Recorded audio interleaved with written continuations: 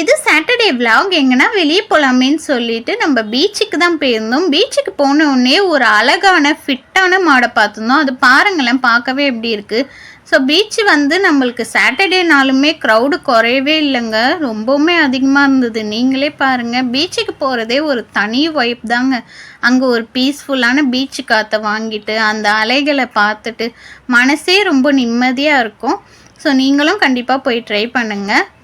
நான் அதுக்கப்புறமா வந்து அதில் சன்செட்லாம் இருந்தது. ஸோ அது பாருங்கள், எவ்வளோ அழகாக சன்செட் ஆகுது பாருங்கள். அதுக்கப்புறம் தண்ணியை பார்த்தோன்னே நம்ம தான் விளையாட ஆரம்பிச்சிருவோமே.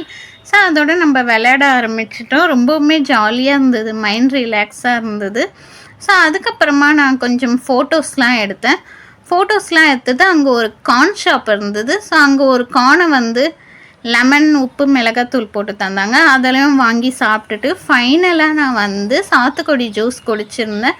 ஸோ இதோட என் டேவை ஃபினிஷ் பண்ணிக்கிட்டேன். என்னோட டே இப்படி தான் போச்சு. உங்களோட டே எப்படி போச்சுன்னு கமெண்டில் சொல்லுங்கள். பை.